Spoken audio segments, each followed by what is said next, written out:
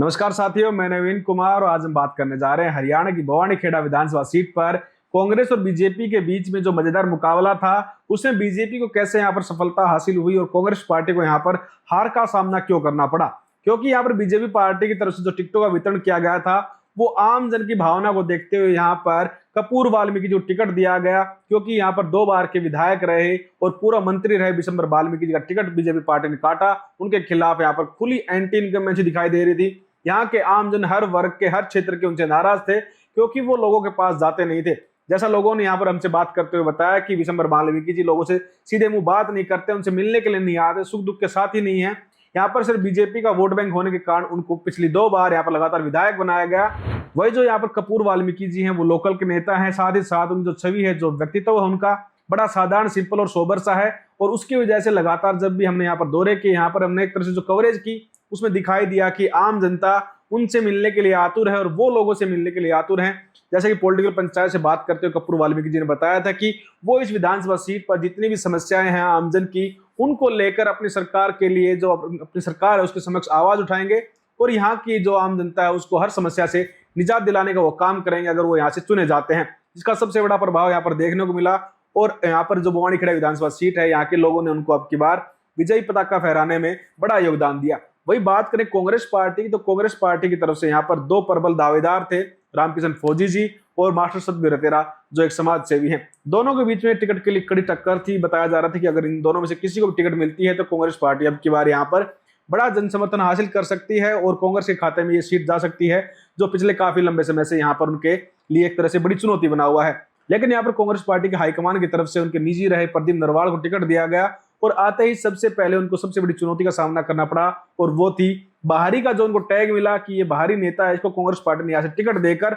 सबसे बड़ा नुकसान किया है। ऐसा इसलिए क्योंकि यहाँ पर जो 2 नेता टिकट मांग रहे थे, रामकिशन फौजी जी और मास्टर सतबीर रतेरा, दोनों नाराज हुए, दोनों ने खुलकर इसका विरोध किया। लेकिन अंत समय में यहाँ पर रामकिशन फौजी जी को मना लिया गया कांग्रेस पार्टी की तरफ से और वो प्रदीप नरवाल के साथ यहाँ पर स्टेज साझा करते हुए दिखाई दिए। उनके लिए कह सकते हैं कि वोटिंग भी उन्होंने मांगी जरूर होगी। वही यहाँ पर मास्टर सतबीर रतेरा आखिर में नहीं माने और उन्होंने यहाँ पर निर्दलीय के तौर पर फॉर्म भरा और वो यहाँ पर चुनाव लड़ते दिखाई दिए। उन्होंने एक बड़ा डेंट दिया कांग्रेस पार्टी को, यहाँ पर अच्छा खासा जन समर्थन भी हासिल किया। और प्रदीप नरवाल के लिए हम कह सकते हैं कि यहाँ पर स्टार्टिंग में जब वो आए तो नए चेहरे थे।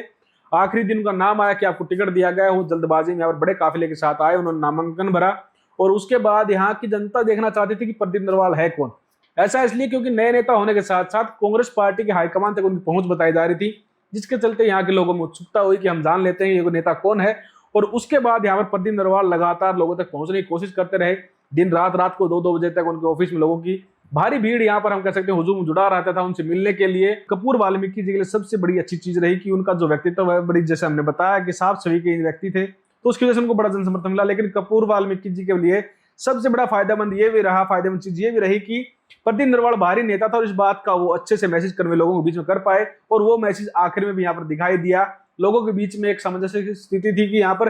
क्या प्रदीप नरवाल अगर जीतता है तो क्या इस एरिया में रहेगा यहाँ पर, या फिर वो हार जाता तो क्या हमसे दोबारा मिलने के लिए आएगा। वही अगर बात करें प्रदीप नरवाल की हार की, तो सबसे बड़े कारण के लिए कहीं ना कहीं यहाँ की जनता जो बताती है, जो हमारे आंकलन निकल कर आता है, वो रामकिशन फौजी साथ ही साथ मास्टर सतबीर रतेरा दोनों रहे। और इससे बड़ा एक और कारण है यहाँ पर कि वो भारी कैंडिडेट थे। यहाँ की जनता आखिर समय तक ये बात एक तरह से हम कह सकते हैं कि खुद को मना नहीं पाई कि ये भारी कैंडिडेट हमारा ही है, हम इसको वोट देते हैं। और यहाँ पर कांग्रेस पार्टी का हम कह सकते हैं जो वोट बैंक था, उसमें से एक बड़ा धड़ा यहाँ पर प्रदीप नरवाल को मिला। और दूसरी जो सबसे बड़ी खामी नजर आती वो ये थी कि बाहरी कैंडिडेट होने के साथ साथ जो काफिला था उनका पूरा, उसमें जितने बच्चे अधिकतर बताए जा रहे हैं वो बाहरी ही यहाँ पर नजर आ रहे थे। जैसा लोगों ने कहा, लोग कहते थे कि युवा काफिला है पूरा, इसमें बुजुर्गों की संख्या बहुत कम है, जिसकी वजह से आमजन में संदेश जा रहा है कि युवाओं की टोली है और ये सिर्फ चुनाव तक ही यहाँ पर सीमित रहेगी, उसके बाद ये यहाँ से नदारद हो जाएंगे। लेकिन कांग्रेस पार्टी के हाईकमान ने बड़ी पैरवी की, यहाँ पर उनके लिए वोट मांगे,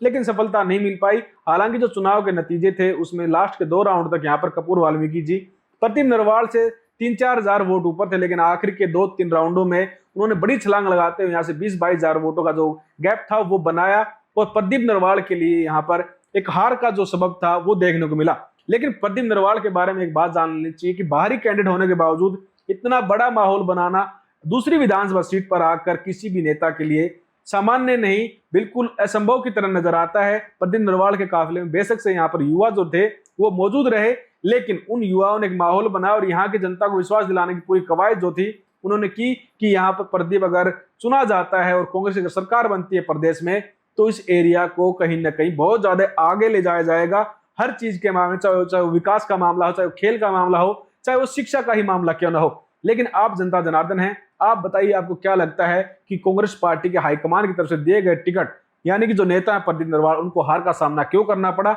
साथ ही साथ विशंबर जो वाल्मीकि जी थे उनका टिकट काटने का यहाँ पर बीजेपी को कितना फायदा हुआ, और कपूर वाल्मीकि जी से आप क्या उम्मीद करते हैं आने वाले समय में कि बवानीखेड़ा की विधानसभा सीट पर क्या कुछ समस्याएं हैं जिनका वो समाधान करवा सकते हैं सरकार से? धन्यवाद।